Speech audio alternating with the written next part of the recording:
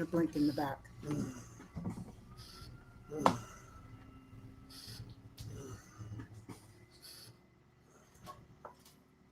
Go ahead and start. Ooh, we are live. Good afternoon, folks. Welcome to the first daylight savings time presentation for Sunday with Inside Kate's Kitchen. Kate's doing some adjustments to our lighting and turning off the overhead fan as it seems to be blinking in that picture behind us. So It's slowing down. I'm hoping yeah, it'll quit. it'll stop in a sec. There. Anyway, greetings to all. Thank you for coming. Hi, guys. Good Glad to to see you here. What you laughing at? Well, I let Blue in just before I came over to sit down, and Mm-hmm. I guess he's gone in and had his 3 bites of food. Now he wants to go back outside again. Of He can course. just wait. Blue is our cat, by the way. Hello, Lisa. Hi, Lisa. Hi, Kevin. Good to see you both. Oh boy. I bet you forgot to bring your name list again, didn't you? Yeah, but I know where it is, but yeah, I did. I had one in here, but I think I moved it elsewhere. So we'll just have to do the best we can. I'll just have to look stupid. Hello, Classic Comedy Club Series. Good to see you. Welcome. You're new to our channel, aren't you? I don't recall seeing your name before. Oh. Lisa wants to know how we are. Oh, well, I can only speak for myself. I'm doing okay. He says he always says As, he's above ground and taking nourishment. Yeah, as well as can be expected, I suppose. I'm old and I'm slow. And So- I'm wonderful. Thank you, Classic Comedy. Hello, Wendy. It's good to see you. Classic Comedy, what's your first name and where are you writing from, please? We like to say hi and call you by your real name. Ooh, Hardnight's got to get to the greenhouse. Yep. I understand. Let's see. Oh, Following you since since 2019. Did you change names? I don't recall your name. I'm sorry if you haven't. Somebody incognito. Lisa says, glad to hear it, David. I think you're looking better. Kate, you look beautiful as always. Thank you, Lisa. You wouldn't say that if you knew how I rush around crazy. Let's see. Oh, hello, Giddy Up Gal. It's good to see you. I saw you this morning. Hi, Celtic. Wonderful to see you, too. Yeah, it is. Good to see you, Celtic. Always amazes me how many people drop in for this. I really Isn't it am. wonderful? It's all our friends. Yeah. It's just kind of. Michelle, good to see you. As good as we can be, anyway. You're right, Michelle. That's true. Yep. That's a real good way About to as put good it. as it gets. You're welcome. And did I say that right? Giddy Up Gal Gypsy Adventures? What's your first name, dear, and where are you writing from?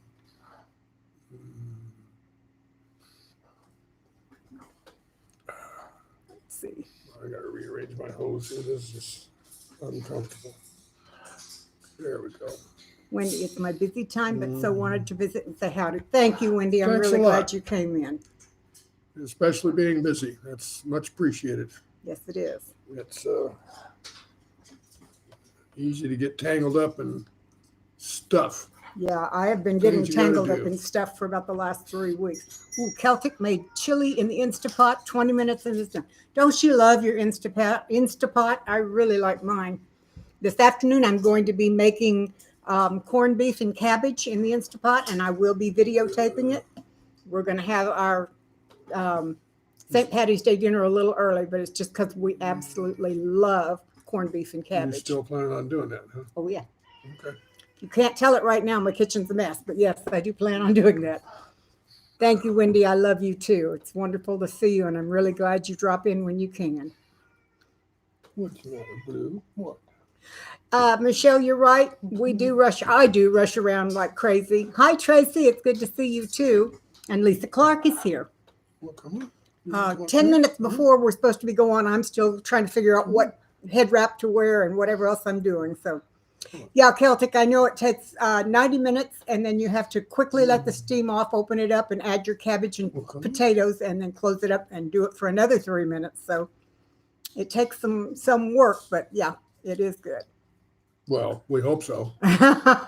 We've never done it that way before. Michelle says she loves your hoses. Oh, yeah. Well, if you had to live with them, you'd feel a little differently about them. But yeah. Actually, honey, it's not that much different from just cooking them in the pressure cooker, the pressure pot that we have. It's about the same length of time. The only difference is you get to let off the steam quickly and add the cabbage instead of having to let it go down for half an hour, Yeah. then adding the cabbage. You know, Lisa, I've been wondering for a long time why they don't get rid of this daylight savings time. It really doesn't save anybody anything, and it doesn't make it any safer for the kids. I don't know what the deal is. Thank you, Wee Tree. I appreciate it. And thank you for dropping in. Celtic, you do the cabbage in with it too? Doesn't that make cabbage mushy and the potatoes mushy? See, Kevin says, has anyone figured out the perfect way to do baked potatoes in the Oh, yes. However, if I'm going to do baked potatoes, I prefer using my sun oven. For me, it's just a lot easier. You just throw them in the sun oven and stick them in the sun, and a couple of hours later, you go back and check on them, and they're done. So, but in the Instapot, I don't remember. I've got it written down in my notes. I've Doesn't made seem them. like they do them very well, Instant Pot, but maybe I'm wrong. Well, you liked them when I did them that way. Okay. He doesn't come in the kitchen when I'm cooking, so he doesn't often know how I'm doing it. Thank you, Michelle. Fork and Allotment is here. Hi there. Hello, everybody.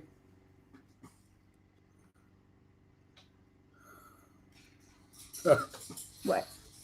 Oh, I was just thinking about.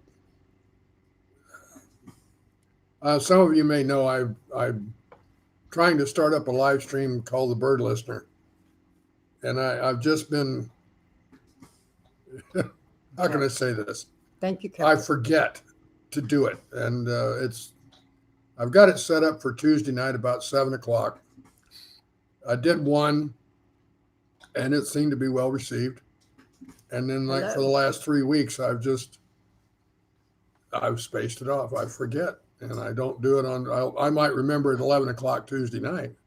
That's usually when. It's just bizarre because I really would like to try to get it going because it's another live stream. It's fun to get people together, and it's a topic that I can certainly get pretty involved in since I do have big birds and have been around birds and stuff for a lot of years.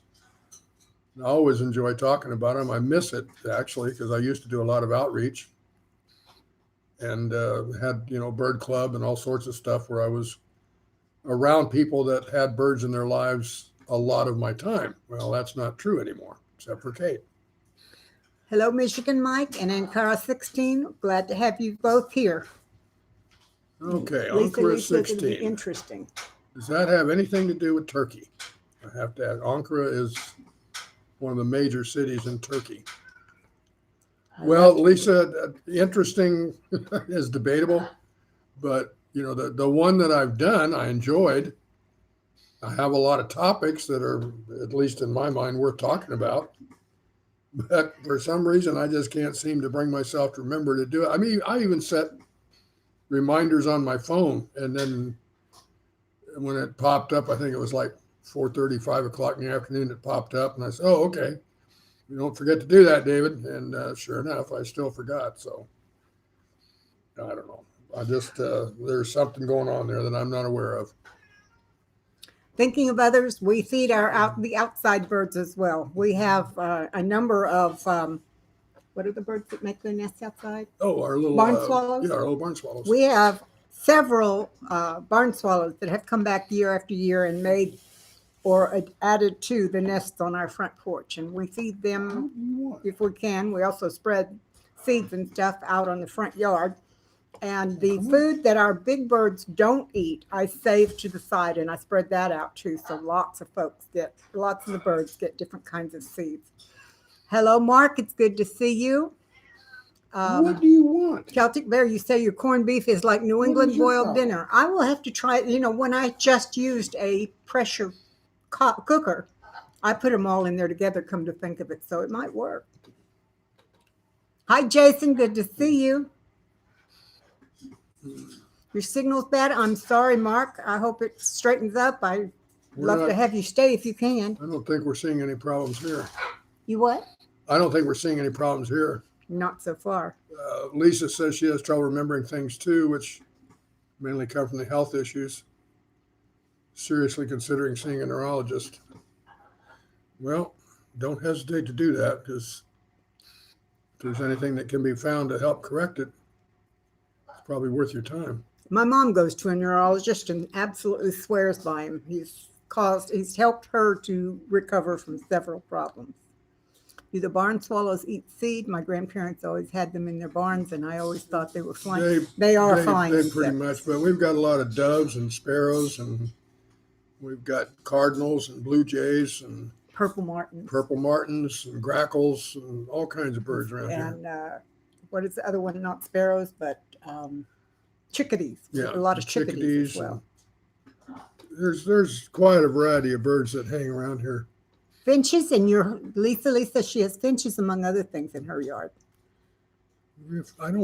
I used to raise zebra finches. I haven't seen any finches here. I don't think we get wild finches here, to be honest with you. We get a lot of other ones, but I don't think we get finches. And hummers. Don't forget hummers. Oh, yeah. Well, we've got the hummingbirds too. Yeah.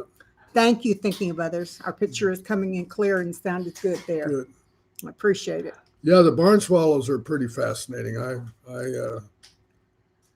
I enjoy having them around, even though they do make a heck of a mess, and they're generally run through about 2 generations every year that come here and nest and raise their young. But we've probably put, with the 3 or 4 nests that we've got on our front porch, we've probably produced well over 100 babies that have gone on, and some of them come back, because, as you know, these birds tend to return to the same places to nest year after year.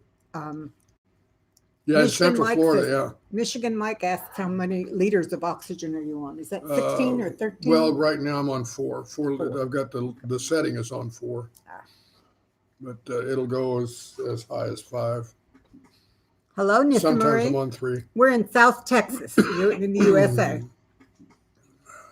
Kevin says he gets all kinds of migrating birds in Central Florida, screech owls, nesting in his backyard, all kinds of birds. We have an owl that lives somewhere near here. We get owls every now and then. My brother's lost several chickens to the owl that lives here.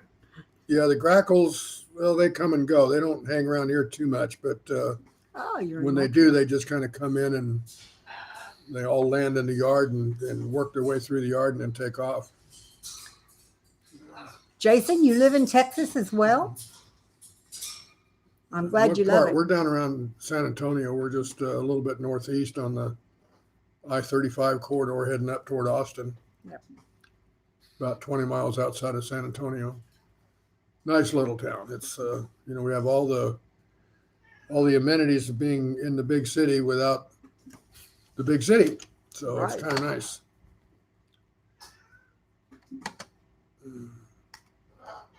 So anyway, it's the birds that I talk about, though, are more I thought so. The exotic birds that people keep. Everything from cockatiels on up to macaws, or even smaller, the little caged birds like Kate was saying, the little finches and stuff. And canaries and parakeets. Canaries and parakeets, yeah. They're all great little companions. Yep. I thought you lived in Canada, Jason. You had me going for a minute there. I don't know, missing the calls of the grackles, I can't say that I really, that they're just they're noisy birds, but they do get kind of a bad rap down here because Lisa Lee's daughter is in Pflugerville. That's up north of Austin. They tend to hang out on the power lines by the thousands. And generally it's up by, for example, we have an H-E-B store, which is a big supermarket that's not too far from our house. And people are always putting pictures on the local Facebook page about the thousands of grackles that are perched up on the power lines and down on the ground, on the asphalt, going around and picking up scraps off the ground. And I guess it kind of freaks people out. They all think about the birds. The But, movie, the Alfred yeah. Hitchcock movie, The Birds. But grackles, I think they actually serve a pretty good purpose. I mean, they're a very good scavenger bird. They take care of a lot of stuff on the ground that would overrun us if they weren't around. They So also leave a lot of stuff on the ground. that too. Yeah, that Downtown- they did too. Downtown San Antonio, I worked there for years, and downtown San Antonio has a real problem because they have lots of trees along the sidewalks, and there are millions, literally millions of grackles that roost in those trees every night. And first thing in the morning, when they wake up, every bird, when it wakes up, takes a great big poop. So the park benches and the sidewalks and the streets are covered with white from the bird poop. And for years, they had guys who would go down there with those rifles that shoot blanks that they start races with, Yeah. and they'd shoot them off to scare the grackles away, thinking that if they did it often enough, the grackles would move. But so far, they haven't. They're They still get there. used to that. You know, They get used to that. Mhm. You know, it doesn't work. Oh, Let's see, 17 watch. Oh, thank you. Thinking of others. I appreciate that. Yeah, Jason, it is pretty nasty. And you don't want to walk under the trees on the way into work. It's yeah. not a safe thing You'll, unless you wear a raincoat, even in warm weather. after a while, you kind of learn how to avoid those spots, and you just weave your way down the sidewalk. So, Mark, you're out camping in a tent in a windy, wet storm right now? On the Dales. Wow. So, You're trying out a new tent. In a few days, you'll be trying out your new hammocks. Chickadees look similar to sparrows. They're a little bit rounder and they have a black mask. At least that's the ones that I've always they're called a chickadees. little bit smaller too, little stocky little birds. Yeah, they're round birds where Yeah. sparrows are a little bit longer. Yeah, but they're cute. Let's see, Celtic Bear, I need rest. Just stop and say hi. Be well. Take care, Celtic. It's good to see Yep, you. Thank you take for care. coming in. Get some rest, partner.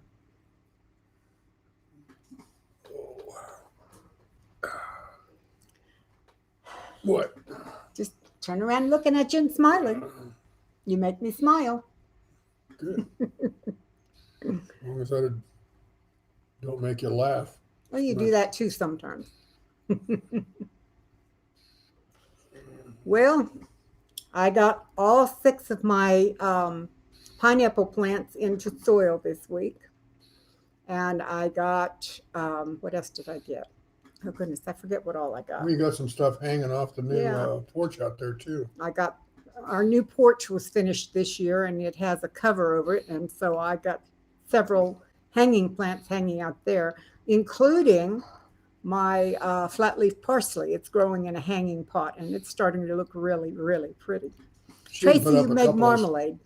Put up a couple of solar lights too that look Yes, really I did. cool. Yes, I did. They're kind of like I don't know, sort of old timey, almost like you'd see outside of old barns. Yeah. Back in the day, that have the the top that kind of comes out and waves down like that, and they're basically the same color as the trim on the outside of the house already, so they match real well. And being solar, Kate just stuck them up there, and I noticed there last night screws they in there were working. Yep. Tracy, what kind of marmalade? Orange? That's my favorite, but I know you can make other marmalades as well. Nissa Tuna Noodle Casserole brought you here. Oh, thank you. Thank you very much. I love that recipe. My mom made it for us when I was a kid, and we just had a wonderful time with it. Now, you say that I need to bring my pineapples in before they freeze. That's a good idea. You never water yours? Oh, but you get a lot of rain in Florida. We get nothing here. Yeah. Everything has to be watered at least twice a day here. It gets really hot and dry. Solar lights. Actually, you know, Lisa, aside from the solar porch lights, we have a long fence down the front of our property in front of the house. And on every upright fence post, I have a solar light. So at night when we come in, we have the 2 porch lights. We have lights all along the front fence. I have a little island planter in front of the fence that our driveway goes around, and I have several lights out in that. And then on the gate itself, I have 2 solar spotlights aimed at the front of the house. So we come driving up and it looks like a fairy tale or something out there. It's so pretty, and we don't have to pay for any of that light. It's really nice. Giddy Up says, I was in South Texas for 4 years hauling oil for neighbors. Oh, really? You know, my sister and my best friend both were over the road drivers. And Leslie, thanks for coming by. Even if you could only stay for a few minutes, it's very nice to have you. If you will, Leslie Oliver. click the thumbs up for us too. You know who Leslie Oliver is, don't you? Sure. Yeah. But remind everybody else. Leslie Oliver is the chef from Australia. Ah, okay. So, hello, Minty. It's good to see you. Kate is very pleased Orange Mama. that you follow her, Leslie. She tells me often about her chef friend down in Australia. So obviously you made an impression on her by following her and dropping by. And I make It's a lot nice of to see you dishes here. too. Nice to see you. It's kind of you to take time out of your day to come and spend it with us, especially at 5:20 in the morning. Tracy, So thank you. Tracy, when we lived in Florida, we had rain every single day at 5 o'clock. I lived there for 18 months and not one day went by that come we on. didn't get rain. Not every day. Yes, it was every not day. every day, no. Maybe not where you were, but where I was, it No, rained a not lot. every day. But there is kind of a pretty set Watermelon schedule. rind. Mark Denny says, yep, it's a bit wild, but I'm planning on a long bike tour in a while, so testing my gear. If all is good, I'm going to go from Scotland to Cornwall. Oh my goodness, 725 miles. Wow. That's amazing. Huh. Well, that's a pretty interesting thing to do. Yes. Huh. Don't overwater them. Okay. Okay. I won't do that. We do have raccoons, but they don't come near us. If they go anywhere, they go into the compost pile. And that's not too often there either. Wendy's listening while doing dishes. Oh, that's fun to do.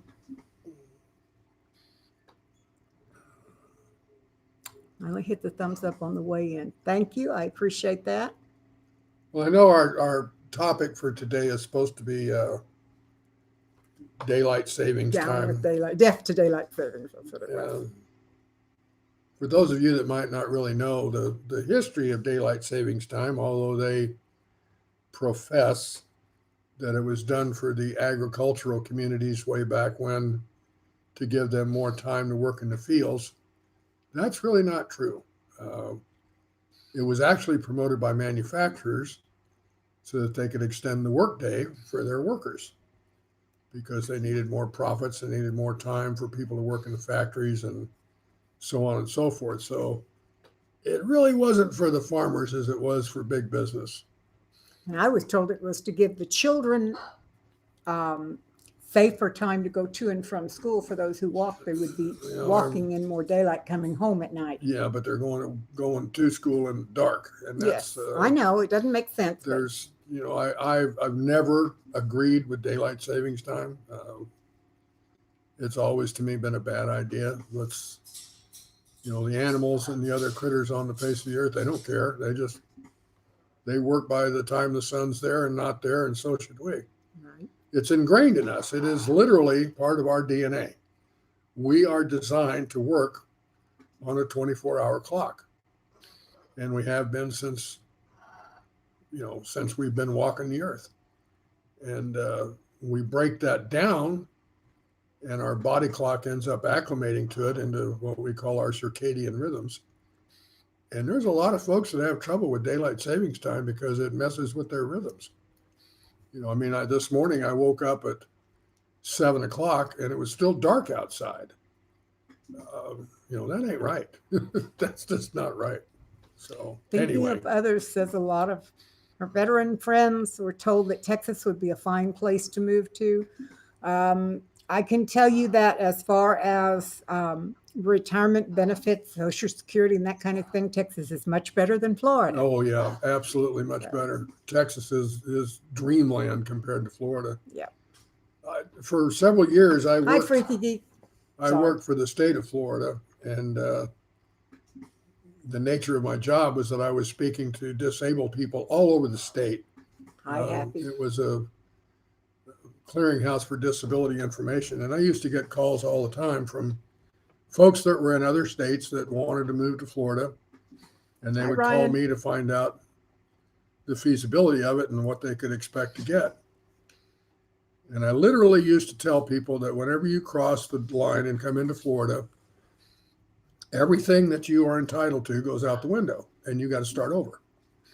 And that's very true. Whether you're getting Social Security, Medicaid, Medicare, it didn't make any difference. If you crossed the line into Florida, everything kind of went back to square one. And I used to tell people, I said, unless you're just literally determined to come to Florida, there are better places. Stay And away.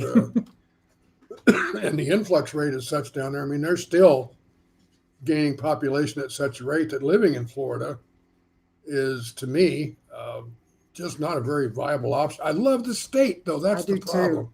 I love Florida. But, and I was fairly close to the state government in a lot of ways because my boss literally worked for the governor. Hi, Allie. And so I used to get a lot, and I drove him around a lot. He had MS and needed help getting around. And I was kind of an assistant in that respect.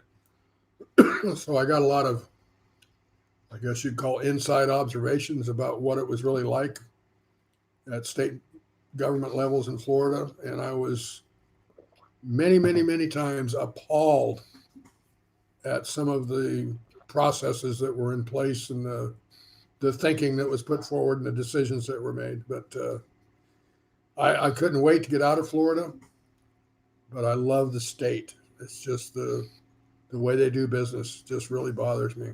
Gardening and growing in Texas is absolutely phenomenal, or at least it was where we were. I used to joke that I could take a pencil and stick it in the ground and 6 weeks later have an oak tree because it was amazing how well things grew. And of course, with almost daily rainfall, you didn't have to worry about watering things. You had to worry more about getting drainage than you did water, but the ground was all sand. So if it was in the ground, it went away anyway. Yep. I see Big Wave is buying 10 acres up in North Florida. I think North Florida is a better place to be. That's for sure. I would prefer. I never lived down there, but I was up in Tallahassee, so I was in the northern part. But I would never have lived down around Orlando or any point south of there. That would have been absolutely as far as I would have gone. As far as south in Florida would be Orlando. So, Ryan, we are in a little town called Cibolo. It's near San Antonio. So some people just call it South Florida, South Central Florida, or Texas, whichever name you want to give it. It's just definitely our part of the country now. We really like it here.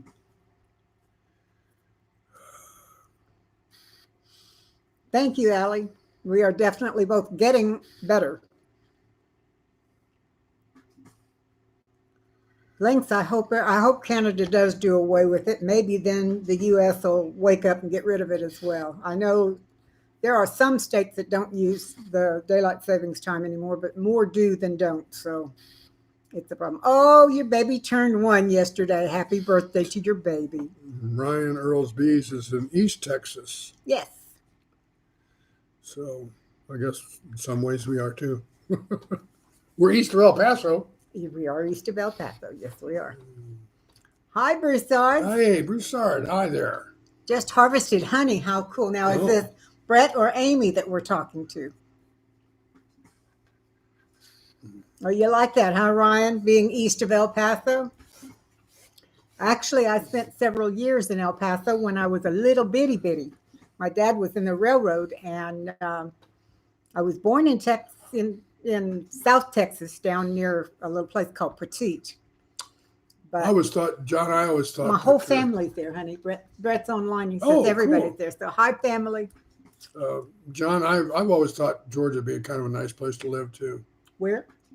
Georgia. He's up by yes. Gainesville. Yes.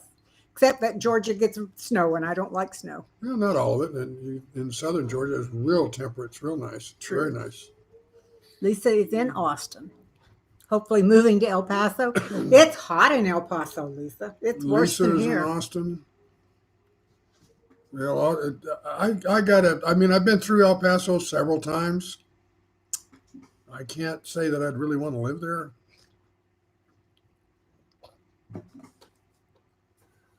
I don't think I would. Brett, how much honey did you get this time? Yeah, Kate doesn't like the snow. I spent 15 years in Omaha, I've lived the majority of my life right here in And, South Texas. I got to admit, there were parts of the winter and parts of snow that I enjoyed, but no, if it now at this point in my life, no, I wouldn't like it at all. But back then, I had my snow blower and Right. my shovels and everything else, and yeah, I enjoyed it. I did Except when enjoy it got to 40 below, there was. Yeah, I did when I- enjoy living in Omaha for 18 months and seeing my one and only winter of snow. Yeah, That was lovely. But when it was over and I was back in South Texas, I was happy to be here. yeah. Although driving on ice is fun, especially when you go car skating. My first I- experience was when he took me car skating. I needed to teach her how to drive on ice, so we went down one night, and then we'd had an ice storm not too long before. So everything was, and I had a little 4-wheel drive Eagle Talon, which was nice. It did a lot better than the 2-wheel cars.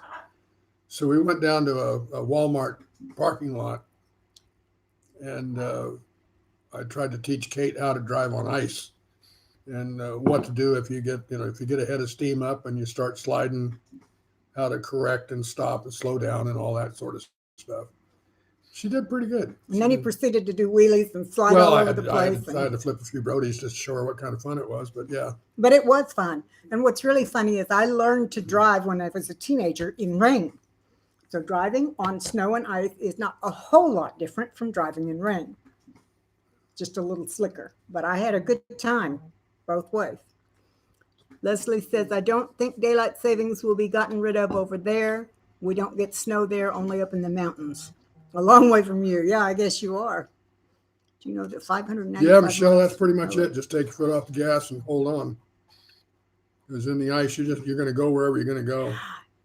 Kevin says it's 595 miles from LA to El Paso and 595 miles from El Paso to San Antonio. Huh. My goodness. You went to Corpus? I used to live in Corpus too. The distance to San Antonio after driving for 2 days. Yeah, it does take some. Now, gravel is also like driving on ice to some degree. I was raised in Arizona. And my first car, when I was 10 years old, my dad gave me a Model A that was mine. And I drove it at 10 years old. We lived out in the country, obviously. And I drove a lot of the really, really, really back roads of central Arizona. And most of that was gravel. And then, of course, I'd get out in the desert where it was just sand. So I learned from a very early age how to drive on gravel and sand. Slippery surfaces. And, and I had, this Model A had 21-inch wheels on it. So it didn't have any power, but it didn't very often get stuck. And it sat up high enough where I could, I could drive through arroyos and all kinds of stuff, just like a Jeep. As long as he had the blocks on the pedal. Yeah, my dad put wooden blocks on the clutch and gas pedal and the brakes. So, Freaky, a gym diet is high in fiber. If you eat a gym, there's going to be lots of fiber. Sorry, go ahead. Yeah, I don't know what a gym diet is. Don't know any gyms. Well, he said he works out in one but doesn't eat it. And I thought, well, you eat it, it's full of fiber.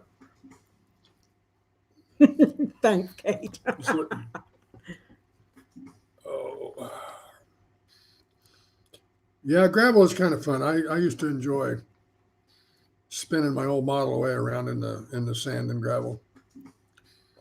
How far is it from here to Tallahassee? How many miles do you know? About 600, a little less maybe. Well, let me think. No, well, it's I'm going to say between 500 and 600 miles. Okay. I thought it was further than that. I don't think so. The reason why I ask is it only takes me 18 hours to drive from San Antonio to Tallahassee. I've done it several times, no breaks except for fuel and food. Yeah, learning to drive in Keflavik, Iceland, that would have been experience. That would have been cool. Jabber. Let's see, no dairy, almond milk, natural foods, and slow cooking. Well, Freaky, wet roads are like black ice if you do start to hydroplane, but until then you're okay. But once you hydroplane, it's all over. Unless you know how to drive on hydroplaning. Well, there's only one way It's to do hard. that too. You just take your foot off the gas and wait for the Wait for it to stop. surface tension to break. Hi, Grandma. So happy. It's good to see you again. You know, I love Tallahassee. I really did. It's a wonderful city. Me too. It's not a big city. It's about 250,000 people, but it in so many ways it feels like a small town. It really was nice. I enjoyed my time in Tallahassee greatly. I did too. Just unfortunately, it's in Florida. If you could take the benefits of living in Texas and the benefits of living in Tallahassee, Florida, Oh, man. and put them together, it would be heaven. You would have the highest influx rate in the industry. You'd be overrun by people in no time. Yeah, Tallahassee is awesome. Southern with swamps and Tupelo honey. You're right. And I loved going down to the coast. There was a lighthouse about 20, 25 miles from us. Mm-hmm. And we used to drive down there to the lighthouse just to spend a little time on the coast. And going through there, you went through a state park, and it had it was all the swampland. It was all just you could have been driving through, what's the name of the big lakes down through the swamps. And it was an environment I'd never Like the seen before. Everglades? Yeah, kind of like the Okay. Everglades. It was an environment like I'd never seen before. So it was just really, really cool and very pretty. I loved it. And the soil down there is also sandy. You could dig a hole down there and nothing flat. Freaky, my dad taught me a lot of driving. And when he was teaching me, again, I was learning in rain. He said, if you start to slide or hydroplane, you steer into if you've got the room, you steer into the way you're turning. So Yeah, if you're of course. sliding to the left, you turn your wheels to the left. Don't put your brakes on and don't press the accelerator. Just slowly turn your wheel into it and it'll kind of straighten out, and then you can slowly turn back and go on where you're Yeah, going. the problem that a lot of people do is they overcorrect. They start, say, sliding while they whip the wheel to the left. Yeah, and you need to do it slowly. That'll get you back where you start fishtailing. Mhm. And I've done that too. And until you get slowed down enough to where you're not overcorrecting too badly, you're just going to end up swapping ends. Have fun, Wendy. But I like to do that too. I used to do that on those gravel roads with my Model A. Mm-hmm. I'd get into fishtailing, and then I'd get down to the other end. And I'd look back and I'd see the eight or 10 places where I'd made S's in the road where I was whipping back and forth. I picked up a lot of really good driving skills when I was very young. Yep. They've held me in good stead too. So, of course, Wendy, good luck my on dad all might your have planting. disapproved, but hey, he gave me the car, so what the heck? He told me it was mine to take care of. Whatever broke, I had to fix, and I had to work to put gas in it. Oh, Jason says they have a skid school in Montreal Yeah, I'm not to surprised. teach you how to Yeah. drive in it, I guess. I would think, Good idea. if you're in a cold climate or places where you do get things like black ice, that's not something that they really teach in driver's ed, which they don't do anymore anyway. But you need to know how to do wow. that. Leslie said when he lived in Wales, they were taught to let go of the steering wheel and the car would straighten itself out. In some cases, that's very true. That would be scary to me. That's kind of what race drivers do. Mhm. If you've ever noticed, like a stock car, if they go into a spin, they just let go of the wheel. Now, their steering is set up a lot differently than ours is. But even in Formula One, if they start to go into a bad situation, they just let go of the wheel and let the wheels just kind of, guide the car. Work it out. Well, yeah, but that's a hard thing to learn. Yes. That's a hard thing to accept. You don't want to let I'm go. in trouble. I'm skidding. Let go. Take my hands off the wheel? No. Right. Brett says you have to drive defensively, but with authority in a fire truck. Brett, when you're driving something as big as a fire truck, you better drive with authority. Those things are huge. Yep. And also, you're right, Big Wave. Accelerating. I've done that too. If you're in a skid, accelerating, because it tends to whip. Well, if you got a rear wheel drive, even, but front wheel drive too, it tends to whip everything kind of back into shape a little bit. So yeah, I've done Little all House. of those. I've driven on all kinds of road in all parts of the world. Turkey was an experience, let me tell you that. Wow. They told me when I got to Turkey that my chances of having a car accident were 1 in 1, and they were right. But I had one accident, which was a guy just flat ass turned right in front of me. I mean, there was no way I could avoid it. And Look what Leslie Oliver says. He reckons many of the heathen Welsh turned to religion at that moment. I think I would too, Leslie. Oh my Yep. goodness. Yeah, I spent about almost 4 years in Turkey, in Izmir, and really liked it. Of course, back in the days of the Bible, it was called Smyrna. And every day from my office, as I walked over, we had a central post office where we went to pick up our mail. I walked right by one of the 7 original churches, the church at Smyrna. And that was always kind of interesting. And of course, the Christian population in Turkey is like half of 1%. So you didn't see a lot of folks Going to those churches that were anymore? Christians, but it was a protected site. You know, they took in Historic, if nothing else. Yeah, absolutely. But I never managed to go inside. They didn't have tours of it. So Thank you, Haffy. I agree. He says he's so glad to see you getting better. yeah, I'm recovering. I'm still. I tell you, this was all kind of a wake up call, I guess you'd have to say. It hasn't been a lot of fun. For those of you who don't know, I was in the hospital for not quite a week. Turned out that I was having some heart issues that I didn't even know about. I thought it was all just part of my COPD. And it turned out that I had atrial fibrillation. And they put me in the hospital and did one of those things they call cardiac ablation, where they go in there and they just kind of shock to inactivate certain little muscle groups and nerves in your heart. And they did that because my heart rate was up around 140 or so. And then down to 40 or down to 60. Now I pretty much have to take my blood pressure and pulse every day now, and I keep track of it. And I'm usually running in the 70s and 80s now on my heart rate. So I'm doing a lot better. Yep, I'm doing a lot better. Anna from Mimsy's Garden says I'm it's still very cool above to see ground the taking- original church. Yeah, I'm still above ground taking nourishment. Yeah. One of the other things that I did while I was in Turkey as well was we got to go through the house where Mary spent her final years before she passed away. Mary, the mother of God. Mary, mother of Jesus. And I'll tell you what, that was an experience. It is literally on top of a hill, and I mean, obviously it's a tourist attraction, Yeah. but you don't get that many tourists in Turkey that want to go see the House of Mary. Thank you, Happy. But the parking lot was maybe a half a mile from the house, and the trail that went up to the house was just gorgeous. I mean, it was in the woods on a not big mountains, but rolling hill kind of things. Forested grasslands, all kinds of critters around, just singing, and squirrels and everything you could imagine. And then whenever you get up to the house, the first thing that you notice is this huge pile of crutches, canes, wheelchairs, orthopedic devices, all just sitting on the ground.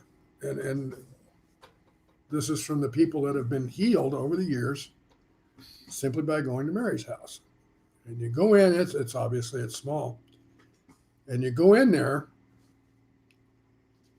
Now, I am a Christian. I'm not Catholic, but I am a Christian. And you walk into Mary's house and you feel like you've walked into a holy place. I mean, that's the only way that I can describe it. You feel it. It's not something you say, oh, gee, well, I'm in Mary's house. It's really a profound feeling. And we probably stayed there. It was my wife, my then wife, and my 2 kids. And they were maybe 10 and 8. We probably stayed in there for 20, 30 minutes. And I don't even have a word for it. I was moved. And it stayed with me for a long time after we left. You just when you walk out of the place, you turn around as you're going down the path and you look back at it, and you kind of think to yourself that is a holy place, and it was, and that's the best thing I can explain it. Your dad just got admitted. Kathy, 92. my mom will be 91 next Dementia. month, and she now has dementia as well. Oh, John, I'm sorry. That's Kate is dealing that with her mother, and it's getting worse every time she goes to see her. Yep. I just hope if I kind of go over the edge, there seems to be two directions that people go. Either they get really cranky or they just kind of take it in good stead and laugh about it and stuff like that. That's how Kate's mother does it. She finds it amusing. I hope I do too. I don't want to get bitter and mean and angry. In case y'all are wondering what I'm doing over here, I'm keeping an ongoing prayer list on my phone. So as y'all mention things that might be good for the prayer list, I just add you to it. So. And Lindsay's garden, father-in-law is getting worse. Yes, I He knew, made her to I a knew nursing home. her She husband's admitted father last week. is not doing well. Yep. Yeah, that's I don't mean to start anything in terms of conspiracies, but it certainly seems like more and more and more of our elderly are falling prey to dementia. And I keep wondering if it's environmental factors. Well, it has at least part of it has to be with Yeah. all the things that we have in our environment now that are not natural. Oh, pray for Abby. She has to put it. Oh, Well, I pray for both Abby and Amy. Top of the list right there. Top of the list. Yeah. I guess I was really lucky. I mean, my mother was 90 when she passed away, and she was still sharp as a tack. But she was deaf and blind. But well, yeah, she was. But and I don't know, maybe dementia would have been a blessing. But in any case, she was aware and cognizant of everything going on around her right up till the end. Chemtrail sprays.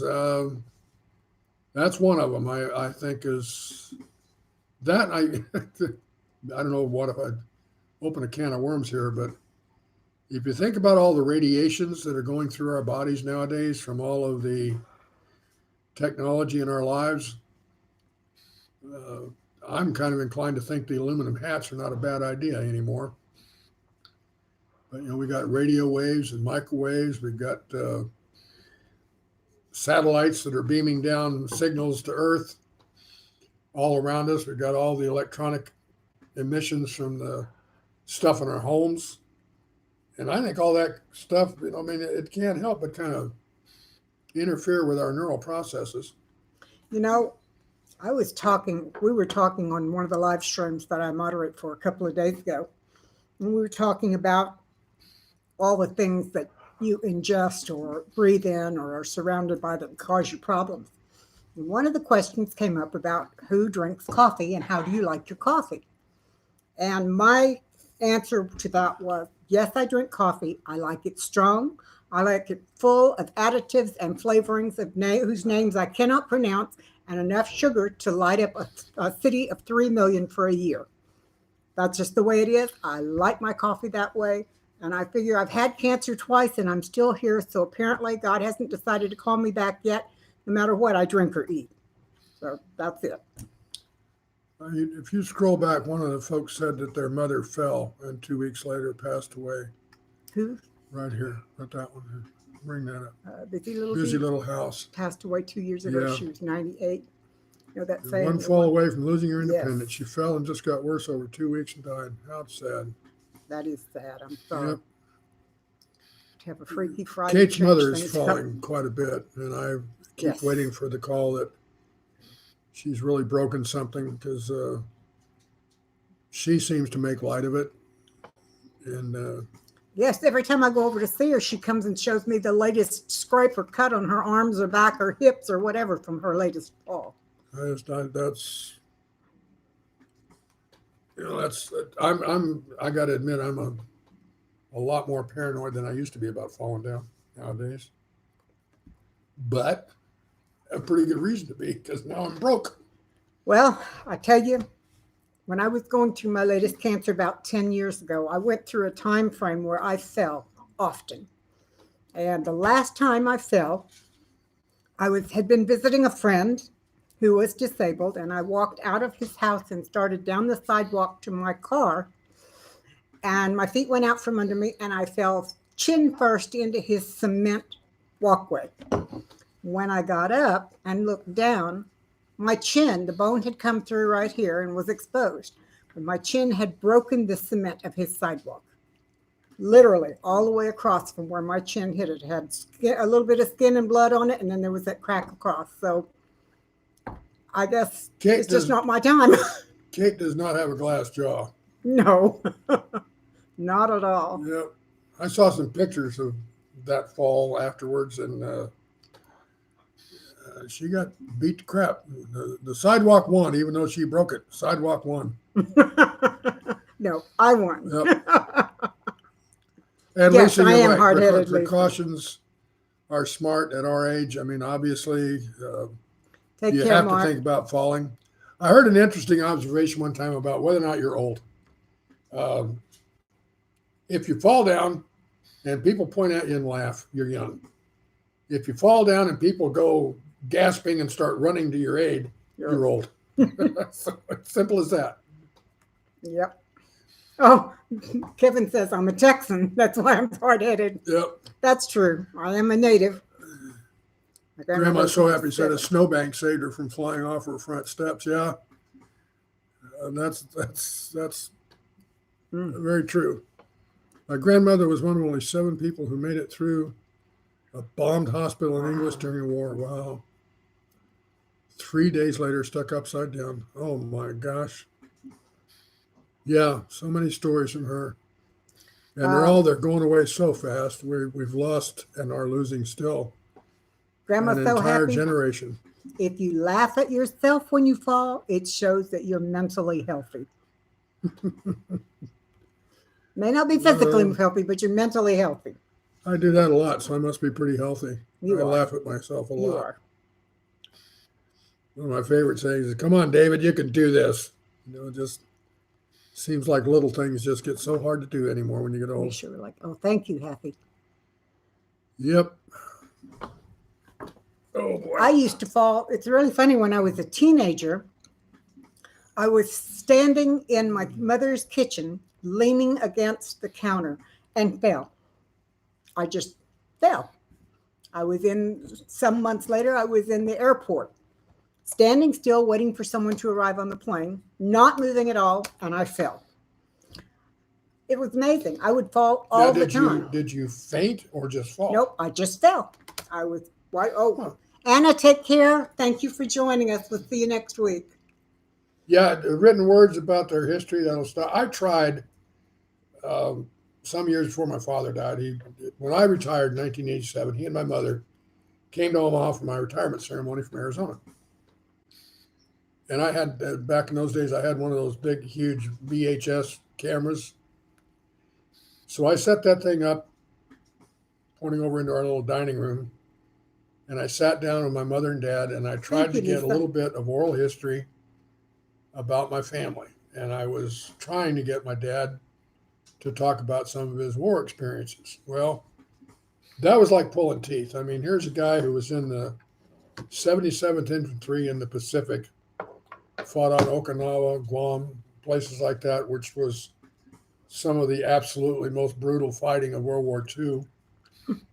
And the worst injury that he got out of it was a broken thumb when he dove into a foxhole during a mortar attack. And at one point, he melted his Thompson 30 caliber machine or submachine gun by resisting, I don't know how many banzai charges. My dad and a bunch of men were in a cave, and they were just standing there. Every time they'd charge, they'd just sweep back and forth, and my dad literally melted his gun. And the next day, there were, hundreds of Japanese bodies out in front of the cave. But out of his squadron, which is like a couple hundred men, 17 men survived. 17. And he had wartime experiences that would just make your hair curl, but he very, very rarely talked about it. And I was trying to get him to tell me some stories, but he just never wanted to. And I can understand that, but I would have liked to have known. Since then, I've read a lot of history about the 77th Infantry, and I really would have liked to have heard his stories because they went through hell. My dad used to talk all the time about his past, about his history, his family, and that sort of thing. But he was too young for the Second World War and had too many dependents for the Korean War, so he had no military experience. But he would tell us stories about who we were related to. They traced my mom's side of the family back to 15th century Scotland. They traced my dad's side of the family through the Mayflower and back to England. We're related to all kinds of very famous people. And one of my dad's favorite stories to tell was when he was in the third grade, he was having problems with math. He just couldn't catch on to it, and it gave him a lot of trouble. So his grandmother, who was raising him, told him to go down the street and go talk to Mr. Albert because Mr. Albert was good with math and Mr. Albert could help him. It was only later that Daddy realized that his math tutor was Albert Einstein. So he has lots of stories like that to tell. Leslie's got to say about her mother, didn't want to go to church and stayed in bed one morning and then got blown out of bed. Oh my goodness. Oh my goodness. Ah, she didn't do that again. I'm sure she didn't. Yeah, busy little house. Pile of strange men at his funeral. Yeah. Like I said, we're losing at an unstoppable rate all the memories of a very significant time in American history. Well, I have been doing a lot of genealogical research on both sides of my family, on David's family, on my sisters and their spouses' families, and I'm starting to get a pretty big file. I'm going to have to do something about putting it in a spreadsheet, I think. What bothers me about it, I guess, is we're going to lose how intense the time it was in American history during the Second World War. The level of cooperation and patriotism and the willingness to make sacrifices and jump in and help and work for the common good was really what solidified our nation and led to our recovery, literally. I mean, I'm not counting the war, but led to our recovery after the Great Depression and the Dust Bowl and all of that. Had it not been for World War II, we probably would have remained a very fragmented society. But because of World War II and the fact that we had all these various social classes coming together, fighting for a common cause, both here and abroad, the rich guy was in the same foxhole as the poor guy and learned a great deal in the process. It changed the face of America as we presented ourselves to each other and to the world. And we've lost that. Now, again, we're factionalized. We are, we got this and we don't got this, and they don't ever meet. There's no common ground anymore. And because of that, we've fragmented our society to the point where we are, again, the haves and the have-nots. And, if you're not part of my group, then you're crazy and you need to die, rather than any reasonableness between groups. And the sad part is there is now a huge group of people in the world who swear up and down that the killing of the Jews and everything that went on in Germany never happened. That's the same group that says there was no moon landing. I'd like to smack them upside the head. Yeah, they say it never happened. It's all just propaganda, and I can't believe that someone would feel that way. I really can't. And yeah, I see you're talking about you can't even use a red pen. It insinuates that the cadet is wrong. We are growing them weaker. I have to admit that a national crisis is one of the few things that will bring people together. And I've often thought this would be a good time for aliens to show up because it would unify the entire world. If we were sudden, and I'm not saying to invade us, I don't mean that. But if we suddenly found ourselves not alone in the universe, I think it would change the way we as a world think. And it would probably be for the better. But what? Lisa Clark says you can't take away history. You May want not that? be able to take it away, but it's very easily changed. All Dave. you have to do is publish a book that says something different and get enough people to talk about it, and suddenly it's truth, and whatever the truth was has been changed. The other thing you have to remember is history is written by the victors, not the losers. Yeah. So just imagine what history would be saying. Let's go back and imagine the unthinkable. But let's say that the Axis powers, Germany and Japan, had won World War II. What would our history be saying now about the United States? We would have been the evil aggressors and all that sort of stuff. And we would have been invaded and put in our place and subjugated and everything else. So instead of the ignominy of the atomic bomb that we never should have used, but it saved my dad's life, which literally means I'm here. But my dad was on the way to Tokyo for the land invasion of Japan when they set off the atomic bombs. So chances are good, and he said he felt that he wouldn't get off that island alive. So chances are I wouldn't be here were it not for the atom bomb. Yeah, and you're right. Humanity finds a way to bring itself down. That we do. For being as smart as we are, sometimes we're incredibly stupid. And rewriting history is one of the main ways that we do it. There's, the first time I heard about conspiracy theorists saying that there was no moon landing, I was there, folks. I watched it. And it weren't no Hollywood production. No. Oh, grandfather to Nuremberg trials. Wow. There. That must have been incredible. Huh. Forkin, why do you laugh at yourself? You say you always laugh at yourself. Why? Funniest thing in the room? Hmm? Funniest thing in the room. Maybe so. You'll see. Yep.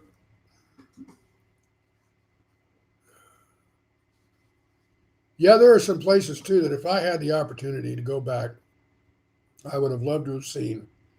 And I'm not talking about, I'm talking about going back in time, but I'm not talking about going back and killing Hitler or going back to see Jesus walking, on the ground, or I would like to have been a fly on the wall in a lot of different places and a lot of different times just to see what really went on. Like, for example, there are many that feel Okay. that we knew that the bombing of Pearl Harbor was coming, that we were aware of it, that we even knew what was going to happen, but because of the fact that we had intercepted and translated their codes, we did not warn anybody, even those living in Hawaii, and left everything the way it was because the predominant thinking was that if we get attacked, and we will get into war, and they wanted to get into the war at the highest levels of American government, but the American people were resistant. We wanted to remain isolationist. Now, there's Apparently also not the highest because the president didn't want it. well, that's what the president said. Mm. But it's there's a lot of different theories about all that stuff. But like I said, I would like to have been a fly on the wall because I think there's a lot of historical reporting that is flawed, and it gets rewritten and altered quite a bit. Well, so you that have it's to more look palatable. at it. If somebody's going to write something, there is no way that they can write the 100% truth. No, Everything I you don't look write for is that. going to be skewed to your way of thinking Yep. or to your understanding of what someone else said. So everything you read, everything you hear, everything you talk about is going to be skewed. It's just not agree. possible to be 100% truthful. I agree. That's not what I'm not arguing that point at all. What I'm saying is that like I said, history is written by the victors. So how things went down and what all the factors were is not necessarily the way it really happened, Right. And you're right. I'm not sure I would want to know certain things either, because one of the ones that's bothered me for years is the death of President Kennedy. That always just kind of seemed like it was an incredible confluence of circumstances that I just don't see how it happened the way they explain it happening. It just doesn't seem right. Jason, I was in Corpus Christi during the Cuban Missile Crisis, and everybody in Corpus, because we were on the coast and we were not that far from Cuba, although it was a lot further away than Miami and places like that. But everybody was scared to death. I mean, 2 or 3 times a day, they had all of us kids in school getting under our desks to get away from the nuclear fallout, and people were digging giant holes in their backyard so they have a safe place to go. Yeah. It was a crazy time, and it's not a time that I would go back to for anything. No, like I said, I wouldn't want to live through them again. Yeah, the sirens were bad too. Yep.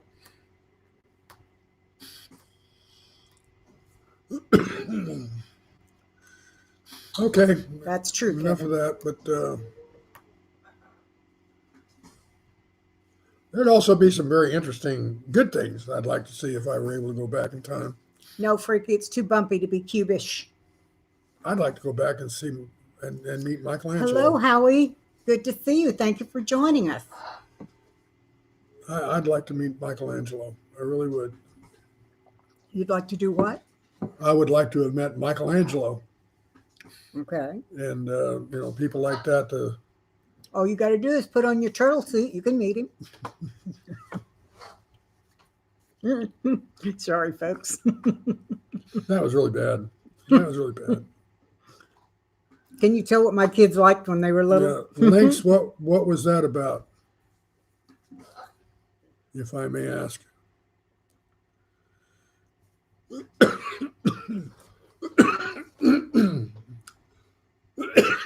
Yeah, I think our parents were kind of terrified and tried to, I was a child of the Cold War, so, I sat under my desk and things of that sort.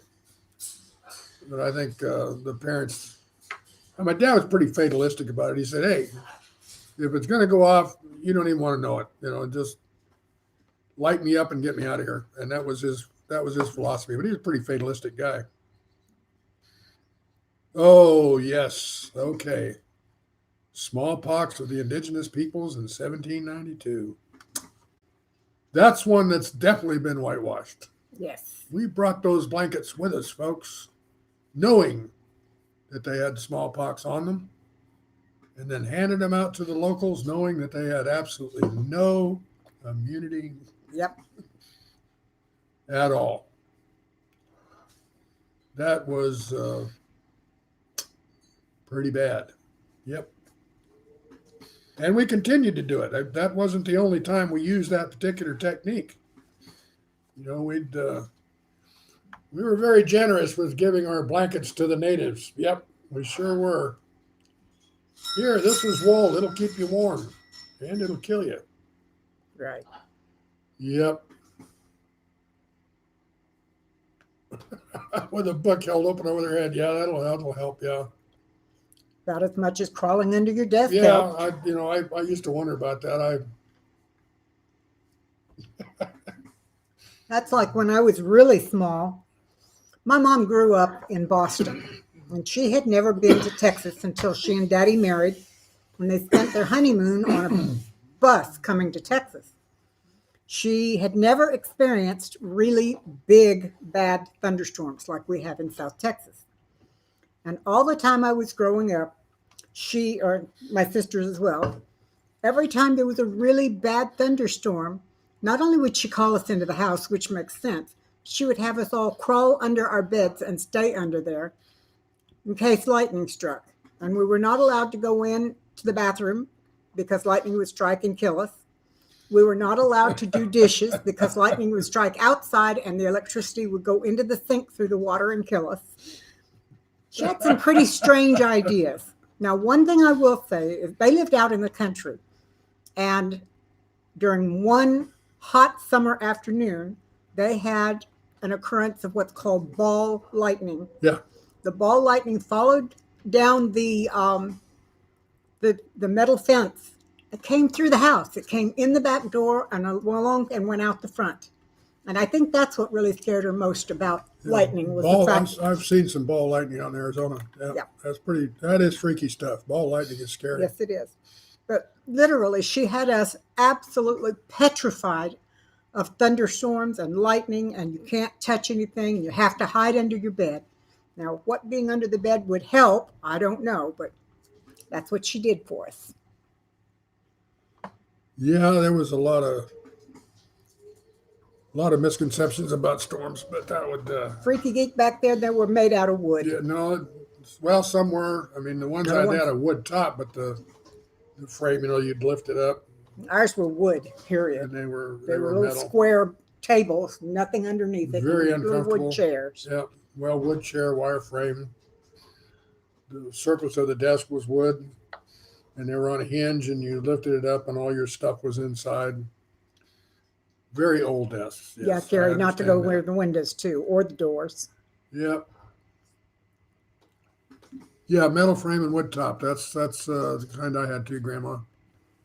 I don't know, Michelle, maybe that was her point. The lowest point in the house was under the bed, and that would keep us away from the bad stuff. Could be. I'll have to ask her about that. I had a hole for the inkwell. Yes, John, I did. Yep, you're right. Boy, are we dating ourselves there, right? Dating ourselves there. We're back in the 50s. My kids and I used to sit out on the front porch during thunderstorms and just watch and talk about how beautiful it was. So I was not about to have them scared like I was. Well, I've always been a big weather fan. Even when I lived back in Nebraska, the tornadoes and severe thunderstorms would come through there a lot. And I'd be out in the yard watching for them, and of course everybody is saying stay indoors, and heck, I'd be outside watching the sky for big flashes of lightning or tornadoes coming down. That's interesting, Leslie. He says in Wales they're told to leave the windows and doors open so it goes Lightning through. would come in one way and go out the other. Huh? That's an interesting idea. Don't quite work that way, but hey, different strokes for different folks. What did they tell you to do about all the rain that came inside? The houses that we lived in back then, when we lived out in the country, had these huge wraparound porches that went all the way around the house, and they were covered. They were probably about, 10 or 15 feet deep from the edge of the porch to the house. So you never had to worry about rain coming in there. Yeah, Lisa says they still got on the porch during tornado warnings to watch one. Yeah. Yeah, I enjoy watching big weather. I really do. I do too. Are our birds scared with the storms? Not usually. I generally have them Dandy on my shoulder and the big guys on their stand, and they're in the living room with us. And if we don't react, I don't think they do either, do they? Not much. I know back in Tallahassee, I'd put them in their cage and close the blinds, but during big thunder, of course, you got a lot of thunderstorms and lightning in Tallahassee, so it was a fairly regular thing. But yeah, I'd just kind of put them away, put them in their cage, and close the blinds and turn the light out. They'd be Bye, fine. busy little house. Thanks for coming in. The one and only time I had a scare with a thunderstorm was when I lived in Austin with my children's dad. We had a 40-foot radio antenna on top of the house. And the girls were in bed asleep, and I was in bed asleep, and my husband was at his workbench. And a really large bolt of lightning hit our tower. Now, it came down. I was sleeping just inside the window where the tower was just on the outside. It came down, it blew the fascia and the end off the roof right there by where I was lying. It burned up a number of our small appliances inside the house. And it did some strange, weird things to my eyeballs because I looked up after it had hit and looked towards where my husband was working. And for a few seconds, I could see through the walls. Very strange thing to say, but I could see through the walls. I saw him when he heard it, look up and look around. And he told me later that he looked at me through the walls too. So lightning can do strange things. Yep. It really can. I think it was Big Wave said they live in the lightning capital of the world. I'm under the impression that that's down around Tampa, Florida. Is that right? I know I've been to Tampa and happened to get caught there going across one of those huge bridges during a thunderstorm. And it was awesome. It was great because, out across the horizon out toward the water, lightning was just hitting every few seconds. But it was incredible. And of course, the traffic was moving pretty slow because the torrential rain's coming down. You couldn't see 20 feet, but you could see the lightning, at least, off in the distance, sort of. It was pretty cool. St. Petersburg, Kevin said. Oh, St. okay. Petersburg. Yep. My friends. Well, thinking of others, you. thank you so much Thank for you coming for in. by. Yep. I really appreciate you being here. Colorado, the hail capital of the world. Okay, that'd be even worse. Yeah, I don't like hail. Yep. I'll tell you another experience I had with lightning that kind of scared me. I was living in Austin at the time, and I was driving towards North Austin on a freeway. And it was raining really, really badly, lots of thunder and lots of lightning. And the lightning struck the ground directly in front of my car and bounced back onto the car and killed the engine. Wow. Yeah. After everything stopped, I couldn't get it started again. I had to call for a wrecker. Yeah, imagine And so. they pulled me in, and it had burned up the starter and several other things. Yep. Doesn't surprise But it was me. kind of scary. Doesn't surprise me. Yeah, I agree. Hail is not good for the garden. Grandma's so happy. Thank you so much for coming in. I really appreciate it. Y'all, you take care, and we'll see you next week, if not before. And keep those emails coming. I really enjoy our chats.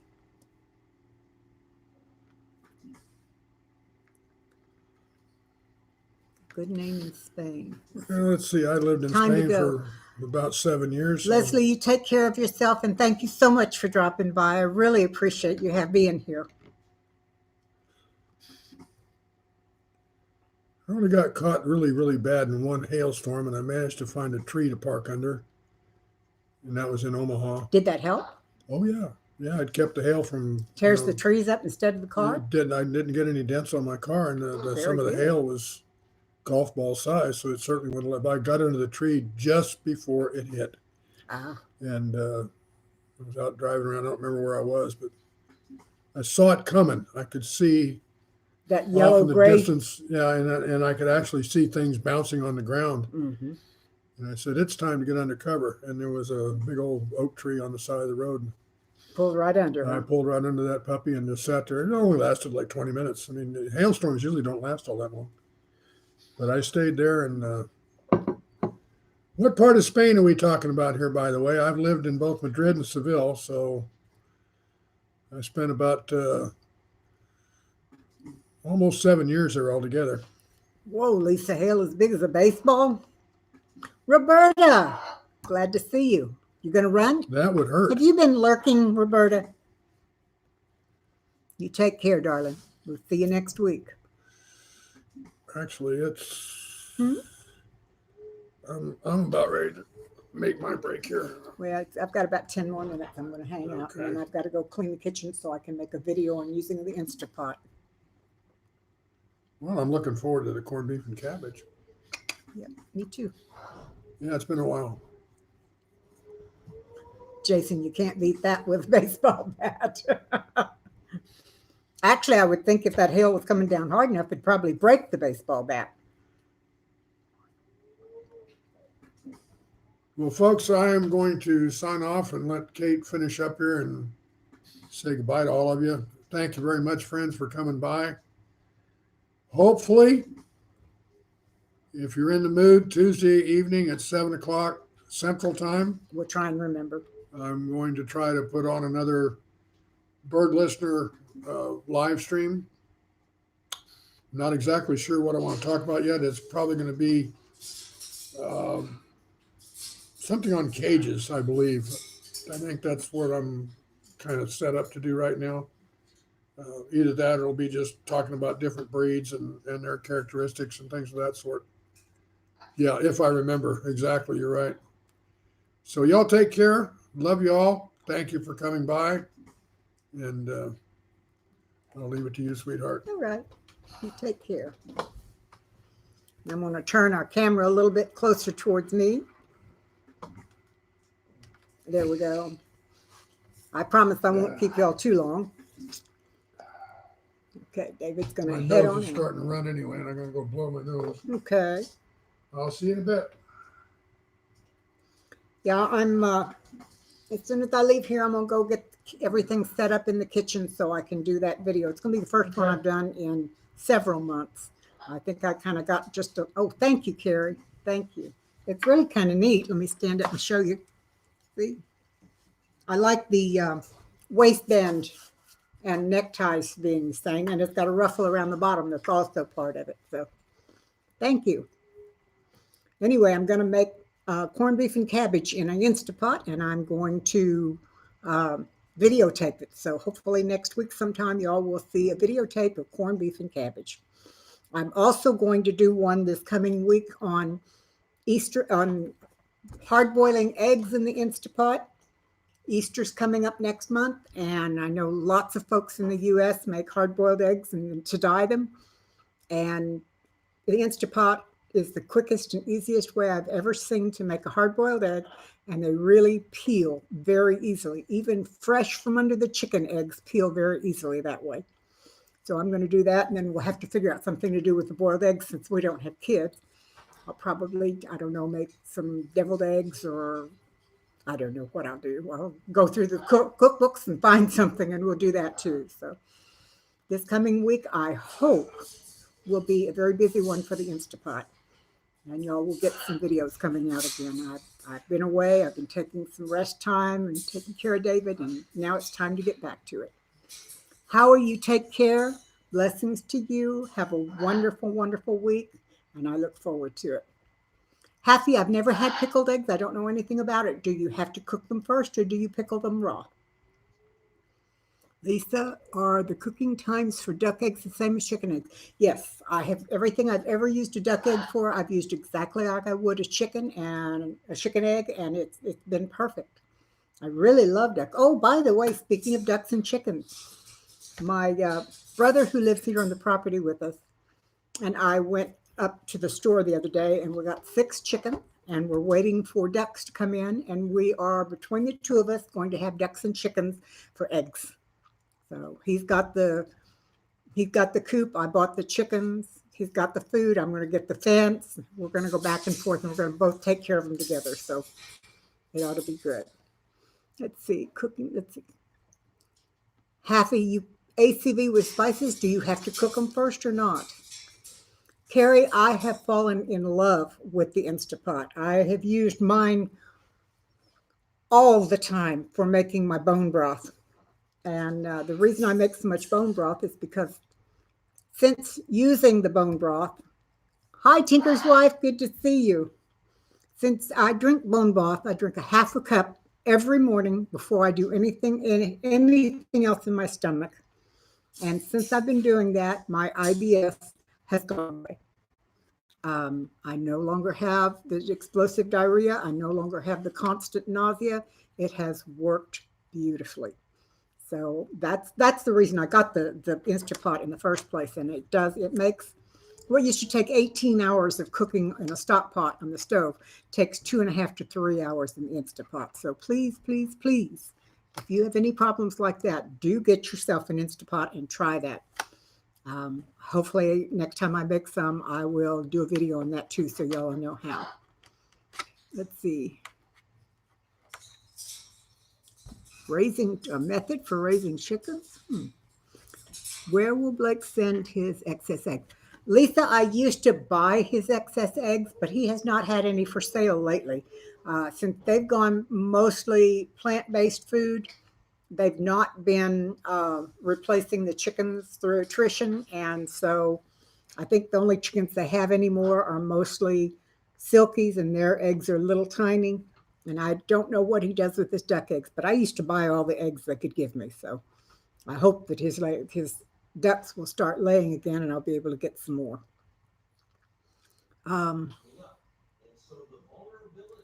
Carrie, you're going to have at least 2 ducklings? Oh my goodness, at the end of the month. Oh, that is so good. Yeah, I love bone broth. I really do. It's wonderful. Lynx Acres. Oh my, I'm tempted to get in Instapot now. You know what, Lynx? It's also excellent for making baby food. Particularly if your little ones are not on real chewy food yet, they're still on the very soft food. You can take the food that you and I eat, cook it in the Instapot, following the recipes, and turn out wonderful baby food. And they even have something that you can buy to go with it, an accessory that you can store it in the refrigerator in little individual portions in this container, and you can make like 6 or 7 containers at once. So you ought to try it. It really is good. Yeah, I do too, Happy. I love mine. It's wonderful. For a long time I wouldn't let David get me one because they were asking between $70 and $100 for an Instapot, and since I already had a crock pot and I already had a pressure cooker and a pressure canner, I didn't see any reason to go get an Instapot. But right before Christmas, they had them on sale for $40, and that's the 6-quart, the middle-sized one. So I got one, and it's awesome. It is really wonderful. I love it. Lynx Baby eats everything. It's my 2-year-old that's difficult. Well, maybe you should do that. Use that for her, too. Southern Blessed Homestead, you made it. Welcome. I'm so glad to see you. Oh, Carrie, you almost dropped the laptop. You'd be surprised how often I do things like that. It's amazing. I tend to make little piles of things. I hate to say that. I'm not the world's best housekeeper, and I don't put things away the way I should. And sometimes I'll have things all piled up, and I'll move just the wrong way, and it all goes falling down. So let's see. Tinker's wife said, I paid $80 for a used 6-quart Duo, and that's great. Got the yogurt stuff with it too. Worth the money. Well, I just have the 6-quart, and I don't think mine is a Duo. It doesn't say Duo on it. I don't know what the difference is, but I love it. Thank you very much, Tinker's wife. I really appreciate it. Teal is one of my better colors. My favorite color is purple, but I like teal a lot too. So Happy, you have the 8-quart Duo. What is the difference between a Duo and a single, a 1-0? I don't know. What's the difference between them? Because I have no idea. No clue at all. Thank you, Southern Blessed. I appreciate it. Let's see. I don't know. You know, Lynx, you say that your little one is difficult to feed. Well, hello, Cedric. It's good to see you. I'm glad you feel that way too. I was going to tell you, I had a very picky eater. And that was the reason why I started doing a lot of my dehydrating. I would dehydrate greens and powder them and slide them into other foods, and she didn't know she was eating greens. I also would make what I told her were fruit roll-ups. Basically, it was pureed and dehydrated fruit, but I would also slide good things in there too. She thought she was eating something that all the kids got at the grocery store, but it was actually homemade fruit, dehydrated, and it was wonderful. She got all kinds of nourishment she didn't know she was getting. Let's see, Tinkers, we have to check. They have different cooking options. Oh, okay. Well, mine seems to be the one that the ladies on Six Sisters use because everything works the same on mine. So The Duo has settings for yogurt. Okay, mine does not have a setting for yogurt, so it obviously is not a Duo. Um, I was never a picky eater. If it was food, I wanted it until I discovered I was allergic to peppers, and now I have to be extremely careful. Happy, can you do plant-based yogurts in an Instapot? I didn't know there was such a thing as a plant-based yogurt. Tinker's wife, we're going to be stuck in daylight savings time here in Oregon. I'm not happy about that one bit. Morning person, and it makes it impossible to get out early and work without a headlamp. Yeah, I agree. I hate daylight savings time. I would really, really love to see it done away with here in Texas, but I don't think that's going to happen anytime soon, unfortunately. Well, folks, it's 2:30. I've been on for an hour and a half, and I think we're going to call an end to it. I really enjoyed the visit. I'm glad you guys came by. I really love the fact that you all show up every Sunday, and we have a wonderful, wonderful time together. Thank you so much. Let's see. Tinker's wife says, when I say stuck, I mean it's never going back to standard. Yeah, I know. That's the way it is here in Texas too, Tinker's wife, and I really don't think we'll ever have anything else again anyway. So you guys take care. I'm glad you came in, Tinker's wife. I really, really appreciate seeing you. Jason, you take care. All of you take care. God bless, and we'll see you next week. Bye.